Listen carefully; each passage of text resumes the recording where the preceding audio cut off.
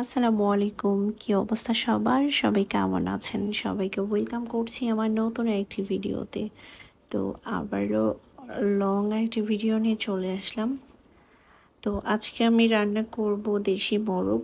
এটা আমাদের নিজস্ব ফার্ম থেকে নিয়ে আসছি। আমাদের যে একটা ছোটোখাটো ফার্ম আছে সেখানে আসলে সব ধরনের মুরগি বড় করতেছে, আর আই মিন মানে লালন পালন করে আর কি। তো এই তো চলেন আপনাদেরকে নিয়ে রান্না করি। আর এটা আসলে চামড়া নেওয়া হয়নি মুরগিটার, কারণ হচ্ছে এটা ভুলক্রমে তারা চামড়াটা ফেলে দিছে।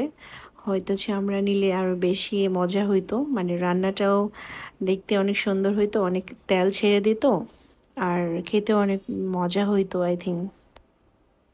তো যাই হোক, কী করার, আর নেক্সট টাইম দেখাবো। চলেন আপনাদেরকে নিয়ে রান্না করি।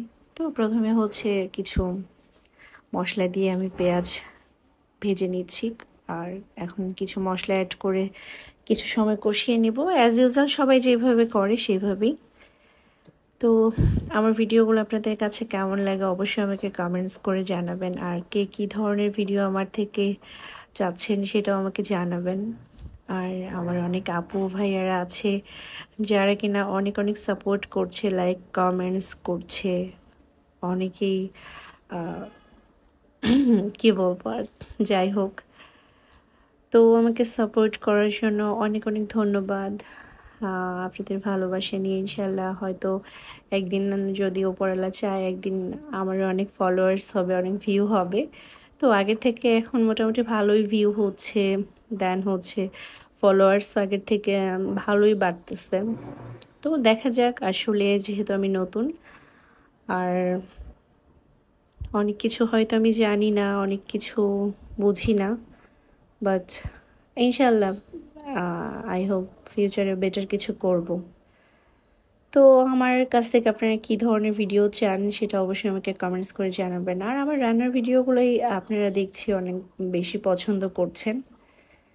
তো যাই হোক, আমি তো বক বক করতে করতে আপনাদের সাথে অনেকটাই মানে শেষের পথে চলে আসছি রান্নার। তো এই তো চলেন রান্না করি। তো এটা আজকে দেশি মোরগ, তো একটু শক্ত ছিল, একটু সময় ধরে কষিয়ে নিতে হবে। আর যারা কিনা নতুন অবশ্যই আমার পেজটাকে ফলো করবেন, আর যারা ইতোমধ্যে আমার পরিবারের সদস্য তাদেরকে অনেক অনেক ধন্যবাদ।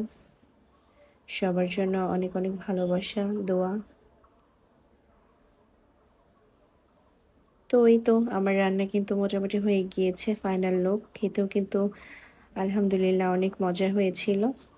তো দেখতেই পাচ্ছেন ফাইনাল লুক। তো ঠিক আছে, সবাই ভালো থাকবেন, সুস্থ থাকবেন, আল্লাহ হাফেজ।